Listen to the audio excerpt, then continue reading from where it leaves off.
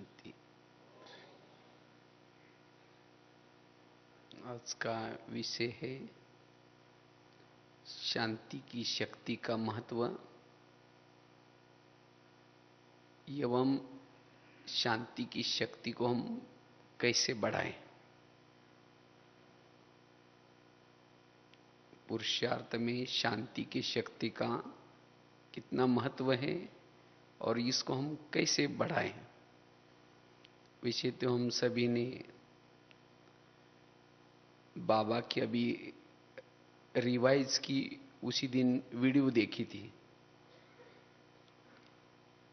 और बाबा ने इस सीजन में उस रिवाइज मुरली में हमें सभी को बहुत बड़ा इशारा दिया। परिवर्तन का आधार है शांति की शक्ति।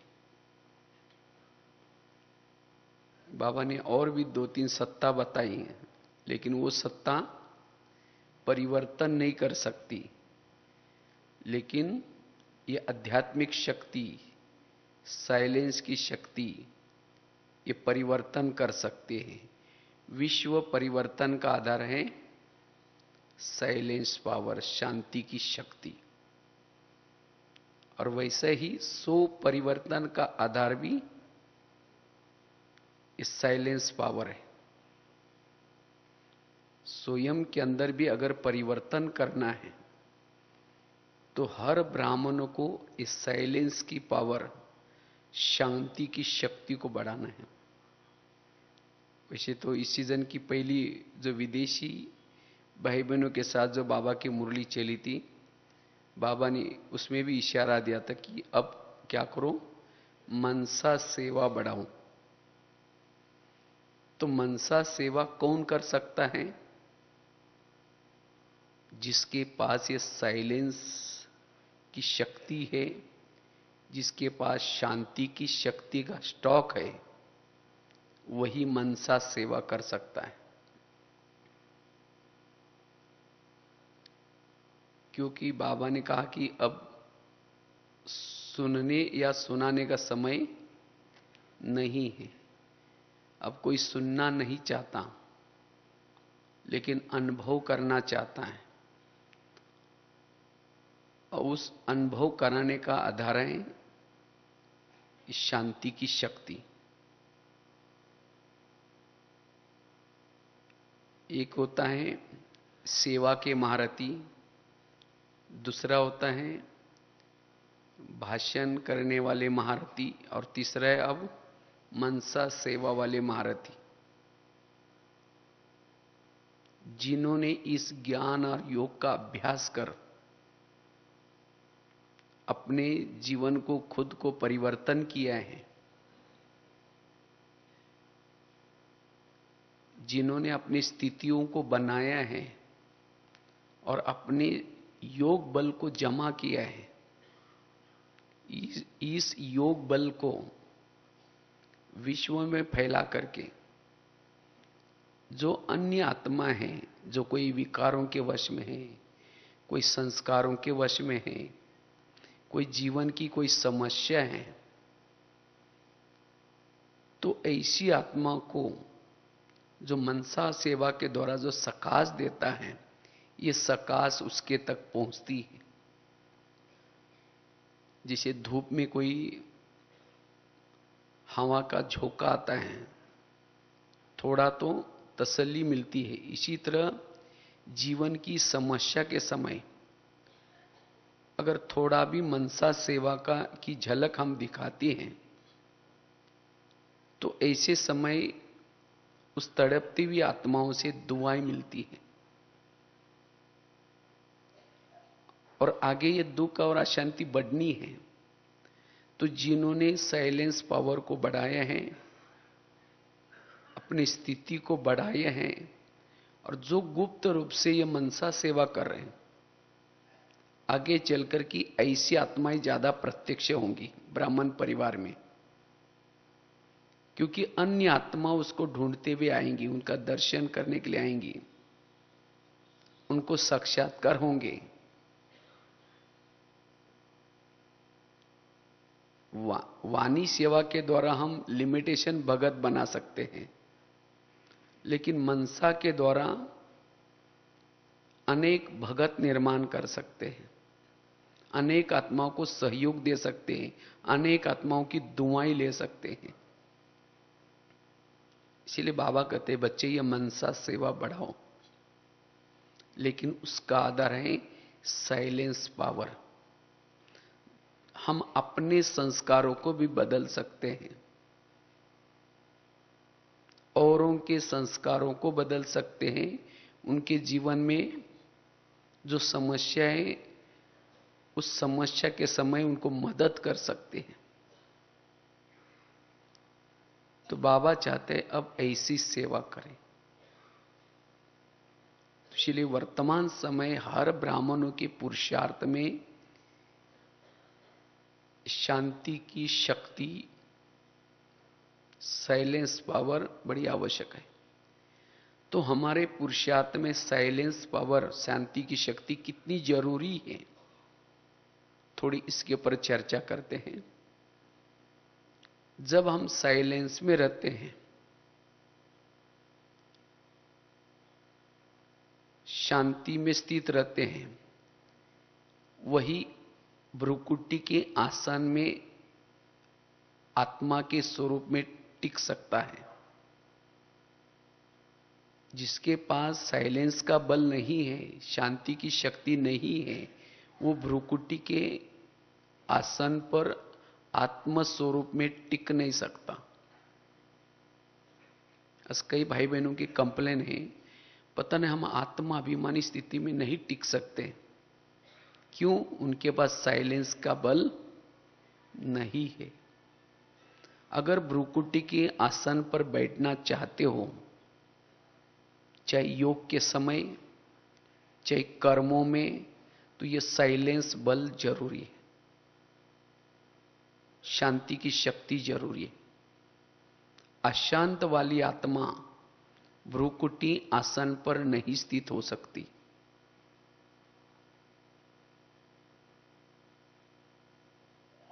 और जो आत्मा अशांत है,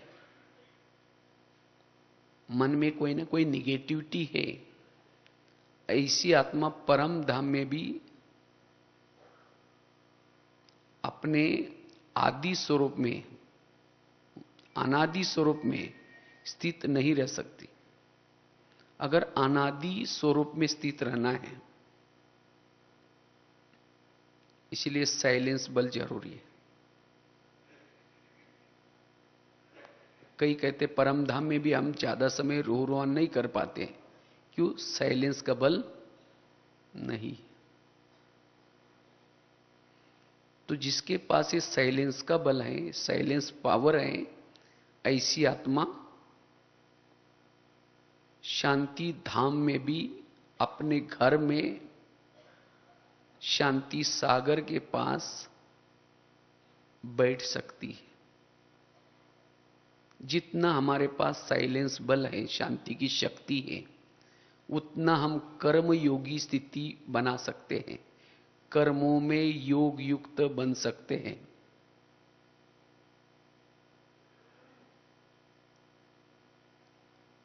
जिसके पास साइलेंस का बल है, उसका टाइम वेस्ट नहीं होगा, हर पल उसका टाइम सफल होगा। ऐसी आत्मा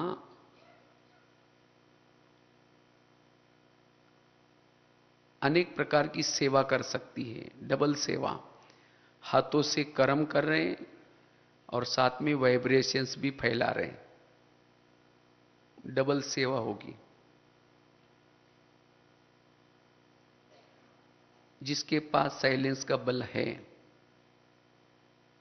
आत्मा की प्यास बुझती रहेगी। जिसके पास जितना साइलेंस का बल है, उसकी आत्मा की तमन्नाएं, इच्छाएं, जो भी कुछ तृष्णाएं समाप्त होगी।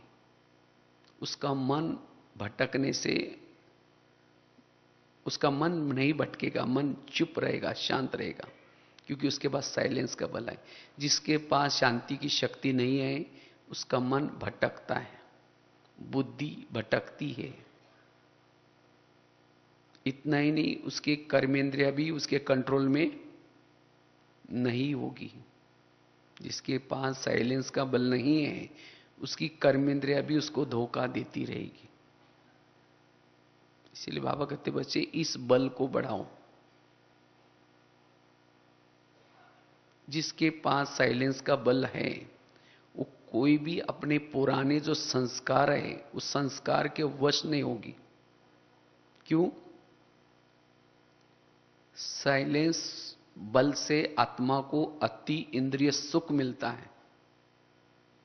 जब आत्मा साइलेंस की स्थिति में रहती है, शरीर में एक प्रकार के वेव्स फैलते हैं जिसे अतीन्द्रिय सुख मिलता है।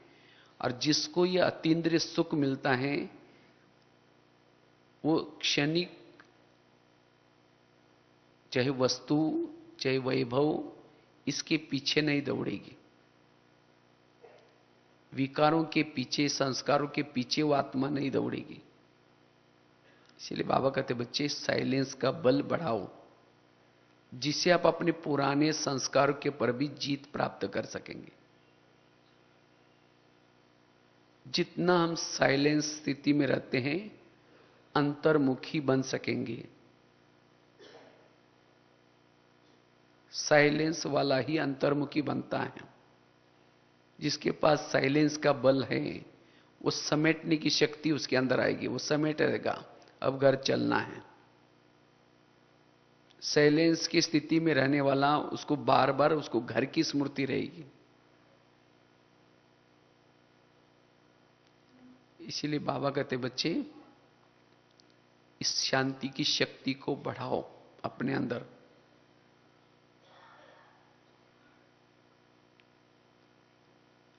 साइलेंस की शक्ति से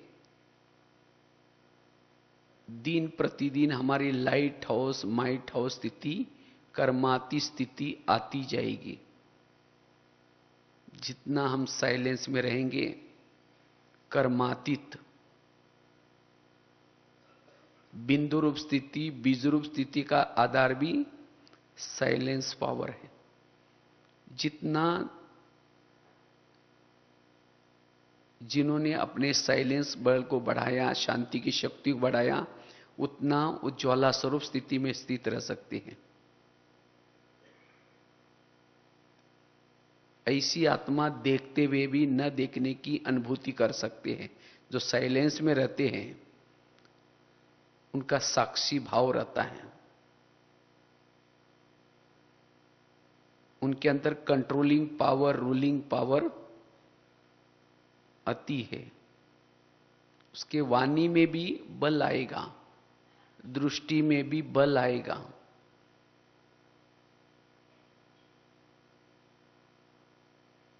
तो सो परिवर्तन के लिए बहुत आवश्यक है साइलेंस पावर। इसीलिए बाबा कहते बच्चे इसको बढ़ाओ। इतना ही नहीं, विश्व परिवर्तन का आधार भी साइलेंस पावर है। जितना हमारे पास साइलेंस का बल है, उतना हम एकाग्र चित्त रह सकते हैं, एकाग्रता का अनुभव कर सकते हैं। इसीलिए इस शक्ति को अब हमें पुरुषार्थ में क्या करना है? बढ़ाना है। इससे हमारे अंदर काफी सारा परिवर्तन आएगा। अशरीरी बन सकेंगे, आत्मानुभूति कर सकेंगे,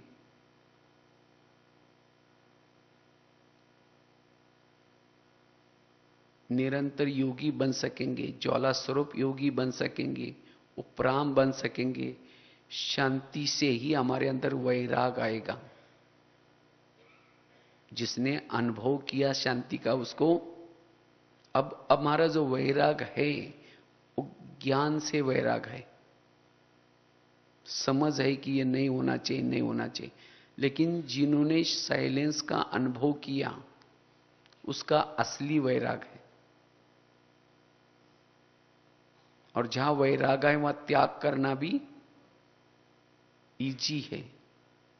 और जहां वैराग है, त्याग है, वहां तपस्या करना भी सरल है। इसलिए बाबा कहते बच्चे इस शांति की शक्ति को बढ़ाते चलो। लेकिन इस शांति की शक्ति को हम कैसे पुरुषार्थ में बढ़ाएं, इतना यह महत्वपूर्ण का अभ्यास है। लेकिन इसको हम कैसे अपने पुरुषार्थ में बढ़ाएं? परिस्थिति विपरीत है। विपरीत परिस्थिति में भी हमारा मन एकाग्र रहे, क्योंकि अशांत कराने वाली भी कुछ बातें हैं। अशांत कराने वाली कुछ समस्या आएंगी, बातें आएंगी, लेकिन विपरीत परिस्थिति में भी हम उस शांति को कभी ना छोड़े, अपने स्वधर्म को कभी ना छोड़े। कौन सी ऐसी बातें आती हैं हमारे जीवन में? समझे कोई अगर आपका अपमान करता है तो मन में क्या हो जाता है? अशांति पैदा होते हैं। क्या क्यों की क्वेश्चन शुरू हो जाते हैं। आखिर उसने मेरा अपमान क्यों किया, मेरे को उसने क्यों बोला? पहले तो खुद के मन में आएगा, फिर दूसरों को भी शेयर करेंगे। मन अशांत हो गया। किसी ने पूछा नहीं, किसी ने सम्मान नहीं दिया, कोई बीमार वाली परिस्थिति आई, कोई कार, हम किसी के रास्ते में नहीं गए, लेकिन उसने जानबूझ करके हमारे लिए कुछ कहा, कुछ किया, कुछ विघ्न डाले, कुछ हमारे लिए किसी के प्रति भावना बिगाड़ दी, कुछ हमारे जाकर के बातें सुना करके। तो इसी हर एक के सामने परिस्थिति आती है। तो ऐसे परिस्थिति में भी हम शांति में स्थित रहे। ऐसे विपरीत परिस्थिति में हमारा मन संकल्प विकल्प ना करे। परिस्थितियां विपरीत हो, ऐसे समय में भी हमारा मन असोच स्थिति में रहे, शुभ भावना वाला रहे, दुआएं देने वाला रहे, मन में निगेटिव सोच ना चले, तब जाकर के हमारी वो साइलेंस मेंटेन हो सकती है। तब हमारे पास शांति की शक्ति जमा हो सकती है। जिसको ही बाबा ने भी पिछले सीजन में कहा था, बच्चे हर परिस्थिति में निर्विघ्न बनो। और बाबा ने कहा था कि जब निर्विघ्न बनेंगे, अगले सीजन में जब मैं आऊंगा तो बाबा ने कहा कि दिल पसंद सभा में मैं मिलूंगा। तो बाबा दिल पसंद सभा किसको कहते हैं? जो निर्विघ्न है। क्योंकि निर्विघ्न वाले ही शांति में रह सकेंगे, वही दूसरों को शांति दे सकेंगे, वही वायुमंडल बना सकेंगे। तो अब बाबा ऐसा पुरुषार्थ चाहते हैं। जो निर्विघ्न है उसी का ही चेहरा सदा कैसा रहेगा? खुशनुमा रहेगा, हर्षित रहेगा। ऐसा चेहरा देकर के लोगों को लगेगा इनको परमात्मा पढ़ाता है, इनको कुछ मिला हुआ है, इन्होंने जीवन में कुछ धारणा की है।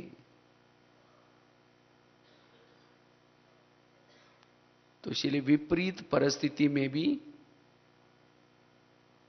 हमारा मन सदा असोच रहे, और तब हम अशरीरी का अनुभव, विधेयी स्थिति का अनुभव, कर्मातीत बनने का अनुभव कर सकेंगे।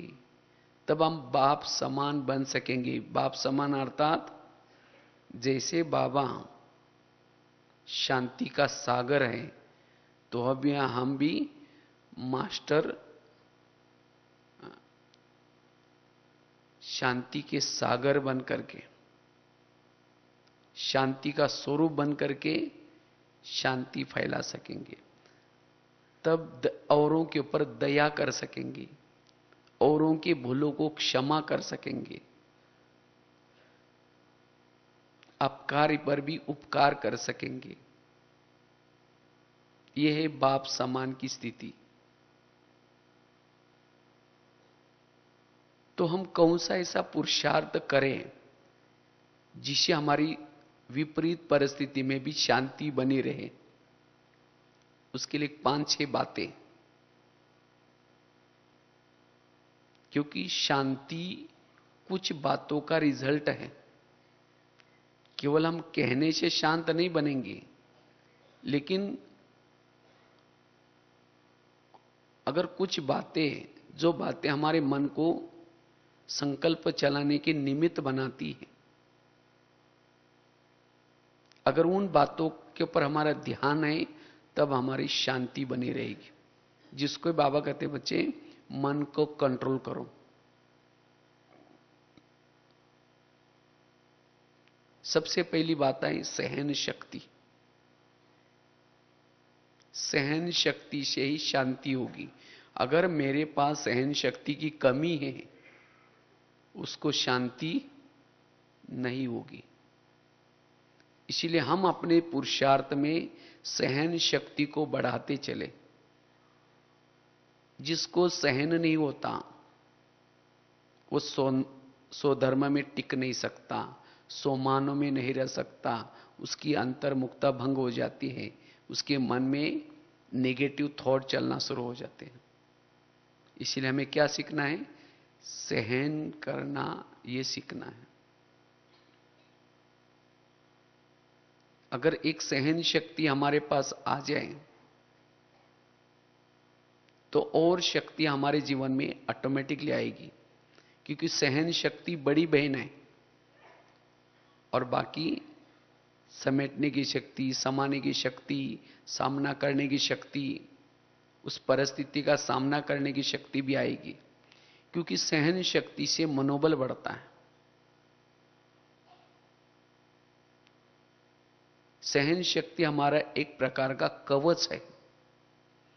ये सहन शक्ति का कवच पहन करके कर्म क्षेत्र पर जाना है। अगर सहन शक्ति नहीं तो मन में खूब निगेटिव थॉट चलेंगे, और जिसके मन में निगेटिव थॉट्स हैं वो भ्रुकुटी के सिंहासन पर कैसा बैठ सकता है? वो कर्म योगी कैसे बन सकता है? वो परम धाम में कैसे टिक सकता है?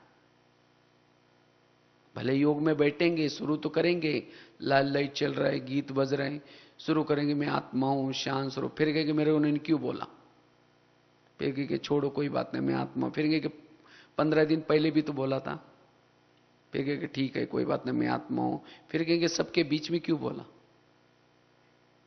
वही बातें याद आएगी, परम धाम में नहीं जा सकेंगे, ना मन जाएगी ना बुद्धि जाएगी। इसीलिए हमें सहन करने की शक्ति को बढ़ाना है। जितना जिसके पास सहन शक्ति है उसके पास शांति की शक्ति का बल जमा होगा, साइलेंस की पावर होगी, और वही मनसा सेवा कर सकता है। इसलिए अपने मन से बातें करो। हे मन, अगर कोई अपमान करता है, कुछ कहता है, किसको कहता है? मन को कहता है, बुद्धि को कहता है, या आत्मा को कहता है? किसको कहता है? किसी ने अपमान किया, किसका किया? मन का किया, आत्मा का किया। मालिक कौन है? आत्मा है। मन और बुद्धि दो उसके बच्चे हैं। लेकिन जब कोई अपमान करता है तो चिल्लाना कौन शुरू करता है? मन सोचना शुरू करता है, मुझे क्यों बोला, मेरे को ऐसा। उस समय मन को समझो, मन उसने मुझे बोला, तुम चुप बैठो। तो जिसने अपने मन के साथ बातें करना सीख लिया, उतना हमारे अंदर कौन सा बल आएगा? सहन शक्ति का बल आएगा। उतना हमारे पास शांति का बल जमा होगा। उतना हमें अनुभव होगा। उसी दिन भी बाबा की कम मुरली चली थी, उसी दिन भी बाबा ने जो पहला, इससे पहला ग्रुप वाला, उसमें एक रिवाइज मुरली अनुभव की अथॉरिटी बनो। लेकिन ये अनुभव की अथॉरिटी कौन बन सकता है? जिसने अपने मन को कंट्रोल किया है। जिसके मन में कंट्रोल नहीं है वो अनुभव की अथॉरिटी नहीं बन सकता। ना उसको आत्मा अनुभव होगा, ना परमात्मा का अनुभव। बाबा ने पिछले सीजन में भी, मुझे लगता है 2 सीजन से बाबा हमें बार बार कह रहे कि बच्चे विरत संकल्प से मुक्त बनो। जिसके अंदर विरत चलता है वो सहन नहीं कर सकता, और जिसके पास सहन शक्ति नहीं वो शांति में नहीं रह सकता। इसीलिए हमें अपने जीवन में सहन शक्ति को बढ़ाना है।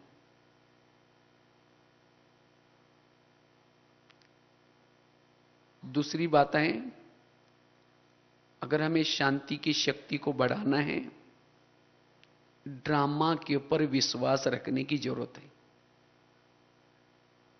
कभी कभी हम ड्रामा को भूल जाते हैं, ड्रामा कल्याणकारी इसको भूल जाते हैं। तब कभी कभी विपरीत परिस्थिति में हमारा मन क्या होता है? अशांत होता है। इसलिए ड्रामा कैसा हमारा है? कल्याणकारी। ड्रामा की हर घटना कल्याणकारी। बाबा ने हर एक का ड्रामा जो बनाए हैं बहुत सुंदर एडिटिंग किए हैं। बड़ा फुर्सत से बाबा ने हर एक का ड्रामा बनाया है। बाबा यही ड्रामा बार बार रिपीट क्यों करता है? क्योंकि इसकी एडिटिंग बहुत अच्छी है। हमारे आसपास के जो भी लोग हैं ये सब हमारा क्या करने वाले हैं? कल्याण करने वाले हैं। जब ड्रामा कल्याणकारी है, हर परिस्थिति कल्याणकारी है, तो विपरीत परिस्थिति में हम निगेटिव क्यों सोचें? इसीलिए सदा ड्रामा के ऊपर विश्वास। जिसका ड्रामा के ऊपर विश्वास है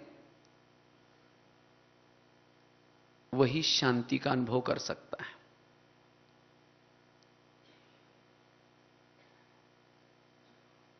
हमारे आसपास के जो भी लोग हैं वो सब कल्याण करने वाले हैं। कभी कभी समझो कोई किसी को पति बनकर के कोई तंग करता है, कोई सास बनकर के तंग करते हैं, या कोई पड़ोसी बनकर के तंग करता है, तो इसे हर एक के जीवन में कोई ना कोई विपरीत परिस्थितियां होती हैं। और ये उसके जीवन की विपरीत परिस्थितियां यही मन को निगेटिव सोचने के लिए मजबूर करती हैं। हम चाहते नहीं हैं, लेकिन तो भी अगर कोई कुछ ऐसी विपरीत परिस्थिति निर्माण करता है तो हम कहते हैं ये मेरे साथ ऐसा क्यों करता है, मेरे लिए ऐसा क्यों करता है। लेकिन ये परिस्थितियां हमें कल्याण की तरफ लेके जाने वाली हैं। अब समझो कोई माता जी है, उसका अपना पति शराबी है, उसकी विपरीत परिस्थिति क्या है? उसका पति शराबी है, मारता है, पीटता है, झगड़ा करता है, और उस माता जी के मन में अशांति है। उसको देखते ही उसको मन में बार बार आता है कि ये क्यों पी के आता है, फिर ऐसा करता है, फिर ये करता है। रहना तो उसके साथ में रहना है, छोड़ के तो नहीं जाना, लेकिन तो भी उसको देखते ही उसको क्या हो रहा है? मन में नेगेटिव विचार आ रहा है। उसको दुआ देने के बजाय और उसके लिए नेगेटिव सोच रहे हैं।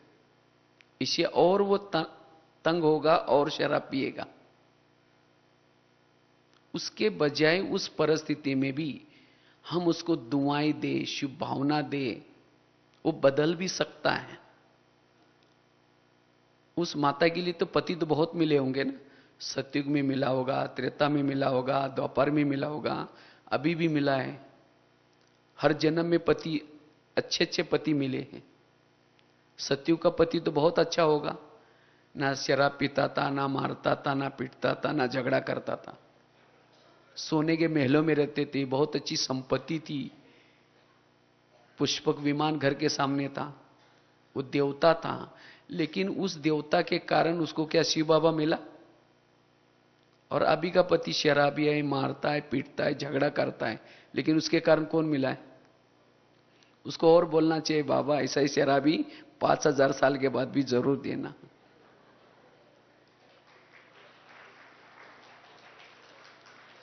तब ऐसे शराबी के साथ भी बहुत प्यार से रहेगी, वो भले कुछ भी करे तो भी वो, उसकी भावना उसकी बिगड़ेगी नहीं।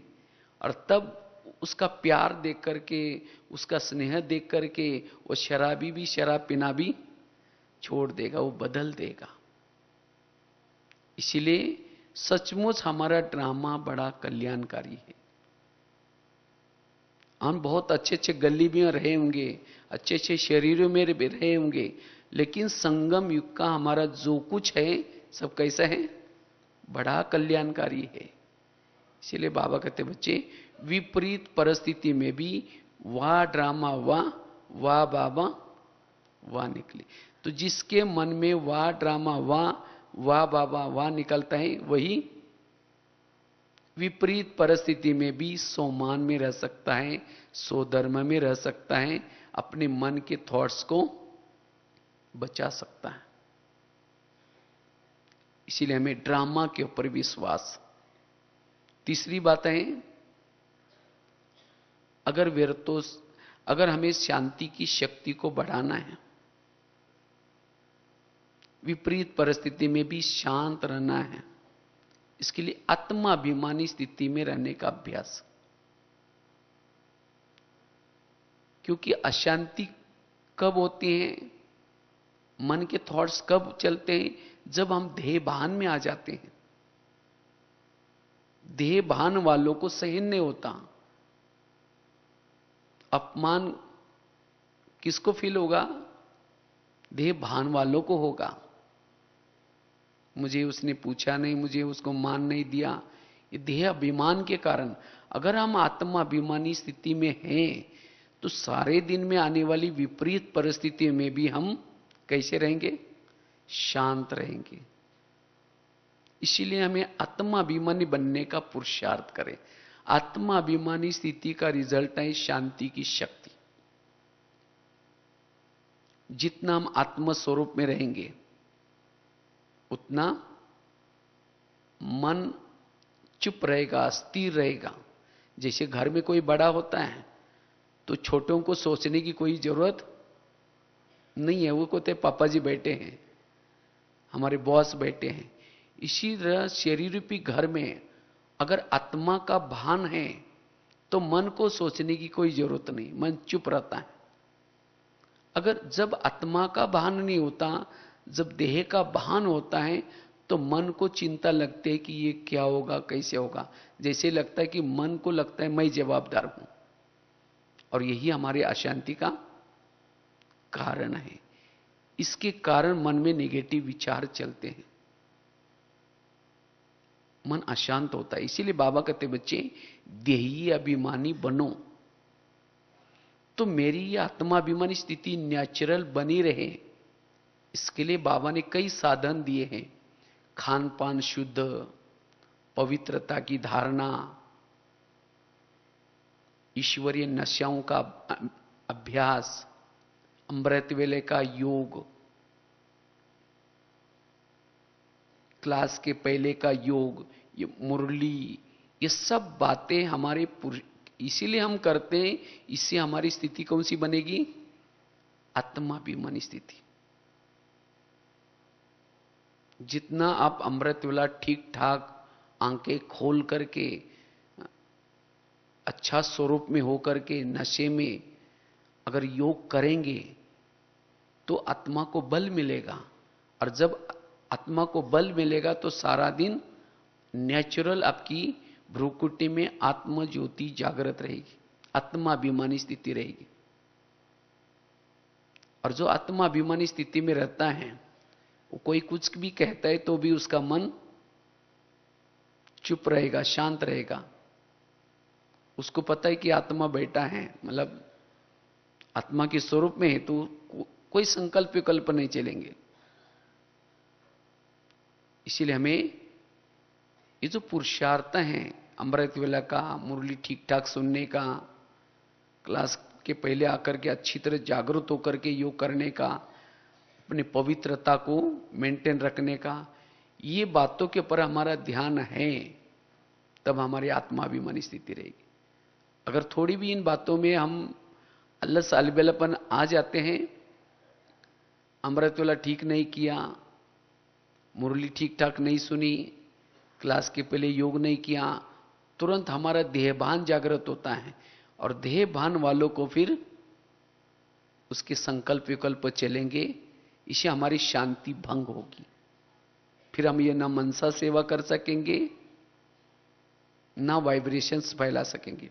इसलिए आत्माभिमानी स्थिति को बनाकर रखना है। तो कितनी बातें बताई?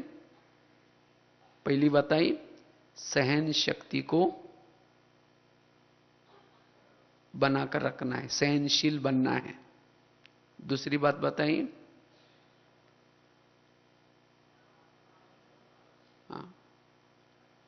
ड्रामा के ऊपर विश्वास। और तीसरी बात है आत्माभिमानी स्थिति। चौथी है हमारी वृत्ति अगर शांति को बनाकर रखना है, साइलेंस पावर को बढ़ाना है, तो हमारी वृत्ति शुद्ध, क्लीन और क्लियर चाहिए। वृत्ति, अगर वृत्ति में कुछ निगेटिविटी है, वो कभी भी शांति में नहीं रह सकता।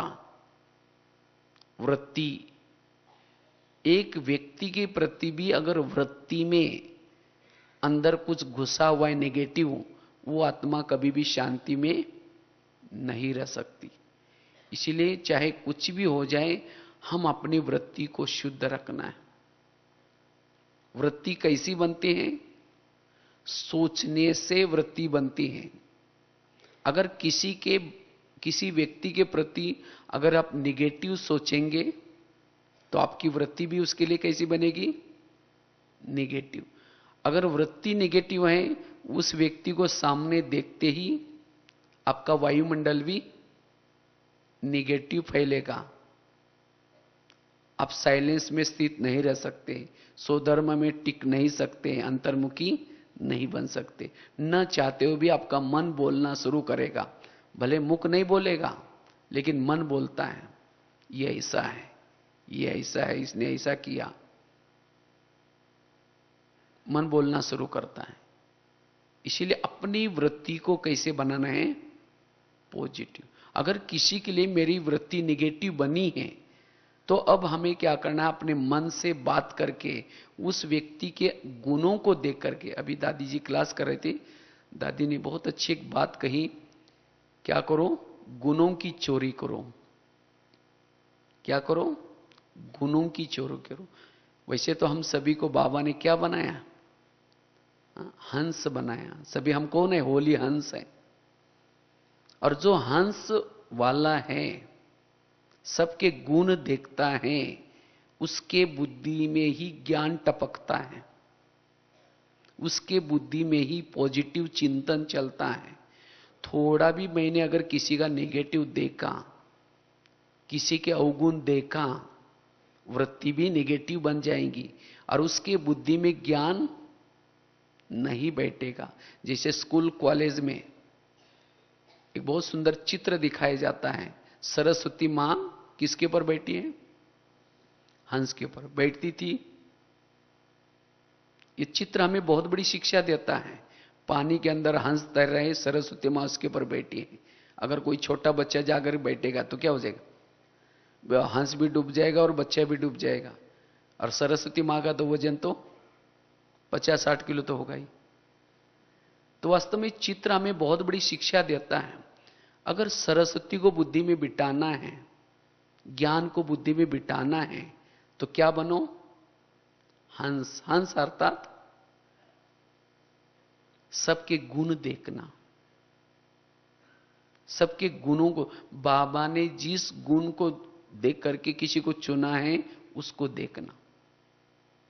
और जब सरस्वती प्रसन्न हो जाएगी, सरस्वती बड़ी बहन है, अगर वो प्रसन्न हो जाएंगी तो उसकी बाकी जो बहनें हैं कौन सी, लक्ष्मी, दुर्गा, संतोषी मां,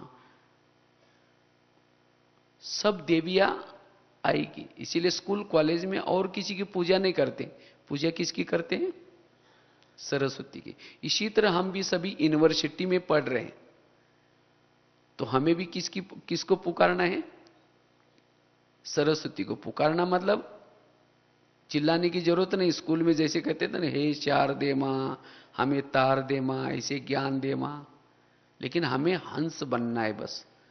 अगर हम हंस बन करके बैठते हैं तो सरस्वती क्या करेगी, बुद्धि में बैठेगी।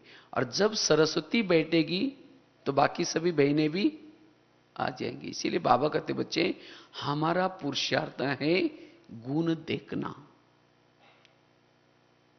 जो गुणों को देखता है उसकी वृत्ति शुद्ध है, और जिसकी वृत्ति शुद्ध है वही साइलेंस में रह सकता है। कौवे के ऊपर सरस्वती मां क्यों नहीं बैठी, क्योंकि कौवा कैसा है, काला। काला अर्थात अंदर कुछ बाहर कुछ। अगर वो कौवे वाली वृत्ति हमारी है, कोई बहन या भाई सामने नहीं आए और दो चार जन मिले उसकी बुराई करे, वो ऐसा है वैसा है, और अचानक आया तो क्या कहेंगे, अभी अभी हम आपको याद कर रहे थे। पीछे से तो बुराई कर रहे हैं और सामने कहेंगे आपको याद कर रहे थे। मुख में राम बगल में, ऐसी आत्मा शांति में स्थित नहीं रह सकती, स्वधर्म में टिक नहीं सकती। इसलिए वृत्ति हमारी शुद्ध रहे, क्लीन और क्लियर रहे। आज हमारे वास्तव में अशांति का कारण है निगेटिविटी। किसी की बातों को हम निगेटिव देखते हैं, कोई अगर सुनाता है तो सुनते हैं। अगर कोई आकर के आपको किसी बहन के बारे में, सेंटर के बारे में, मधुवन के बारे में अगर कोई सुनाता है तो क्या करना है, घर में कोई कचरा ला करके डालेगा तो क्या करेंगे, कहेंगे और हमारे जहां पूजा होती है वहां डाला करो, ऐसे बोलेंगे। तो ऐसे हमें अपनी वृत्ति को शुद्ध रखना है, और जिन्होंने अपनी वृत्ति को शुद्ध रखा, क्लीन और क्लियर रखा, वही साइलेंस पावर को बढ़ा सकता है। और लास्ट की बात है, अगर हमें साइलेंस पावर बढ़ाना है, इसके लिए नेगेटिव बातों को क्या बना दो, पॉजिटिव। जीवन में आने वाली हर नेगेटिव बातों को क्या बना दो, पॉजिटिव। बातें आएंगी, परिस्थितियां आएंगी, लेकिन क्या बना दो, पॉजिटिव। जितना उस बात को पॉजिटिव रूप में लेते हैं तो उतना वो बातें आपको मन में चिंतन करने नहीं देगी। अगर आपका कोई परचिंतन करता है तो क्या सोचो, परचिंतन नहीं किया, इन्होंने मेरा कीर्तन भजन किया। संगम, अगर यहां कोई परचिंतन नहीं करेगा तो कीर्तन भजन कैसे करेंगे। इसीलिए बाबा कहते बच्चे, अगर कोई कुछ कहता भी है तो क्या करो, बाबा ने कहा ना, ग्लानि करने वालों को भी क्या लगा दो, गले लगा दो। आज कईयों को क्या लगता है, हमने बहुत इसको सहयोग दिया, हमने उसको ये किया, फिर भी मेरे लिए ऐसा क्यों करता है। आज बाबा ने देखो, बाबा ने आकर के हमें पढ़ाया, देवी देवता बनाया, सतयुग में गए, तो जब सुखी रहे तो बाबा को याद किया। तो बाबा को लगा कि देखो मैंने इन बच्चों को पढ़ाया, लायक बनाया, देवता बनाया, और मुझे अभी पूछते ही नहीं। तो भी बाबा क्या किया, अपने इसमें रहे। इतना ही नहीं, दोपहर में उसी के मंदिर में जाकर के क्या किया, ढोल बजा बजा करके ग्लानि की है भगवान तुम कुत्ते में, बिल्ली में, टिक्कर में। तो बाबा ने गाली को क्या समझा, ये गाली नहीं दे रहे, मेरा भजन कर रहे हैं। वो गाली को भी क्या समझा, भजन समझ करके बाबा ने क्या किया, निगेटिव को क्या बना दिया, पॉजिटिव। अब ये भी नहीं सोचा जब मैं नीचे जाऊंगा, जिन्होंने गालियां दिया उनको कभी मैं देवता नहीं बनाऊंगा। पिछले कलम में देवता बना करके फंस गया था, अभी जब नीचे जाऊंगा नए लोगों को ढूंढूंगा। सोचा, जब वो ऊपर से आता है ग्लानि करने वालों को क्या करता है, गले लगाता। और इसीलिए वो शांति का सागर है, और इसीलिए वो बिंदु स्वरूप में स्थित है। इसी तरह अपकार करने वालों के ऊपर भी हमें क्या करना है, उपकार, दया का गुण, क्षमा का गुण, और वही शांति में रह सकता है। और जो शांति में रह सकता है वही आत्मानुभूति कर सकता है, परमात्मानुभूति कर सकता है, वही वाइब्रेशन फैलाने की सेवा कर सकता है। तो स्वयं के परिवर्तन के लिए, विश्व परिवर्तन के लिए अब हमें साइलेंस बर्ड को बढ़ाना है। इससे हम लाइट हाउस, माइट हाउस बन सकेंगे। इससे हम अनुभूति करा सकेंगे, स्वयं भी हर गुण और शक्तियों की अनुभूति कर सकेंगे। यह है वर्तमान समय का पुरुषार्थ। तो इसके लिए 5 बातें आपको सुनाई। एक तो सहन शक्ति को बढ़ाना है, ड्रामा के ऊपर विश्वास रखना है, तीसरी बात बताई आत्माभिमानी बनना है, चौथी बताई अपनी वृत्ति को शुद्ध बनाना है, इसीलिए गुणग्राही बनना है, और 5वीं बात निगेटिव को क्या बनाना है, पॉजिटिव, ताकि हमारा मन साइलेंस में रहे, मन चुपचाप रहे।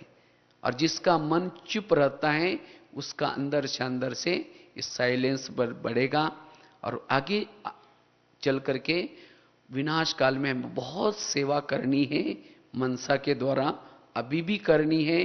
तो यह मनसा सेवा के लिए हमें साइलेंस बल बड़ा काम आएगा। ओम शांति।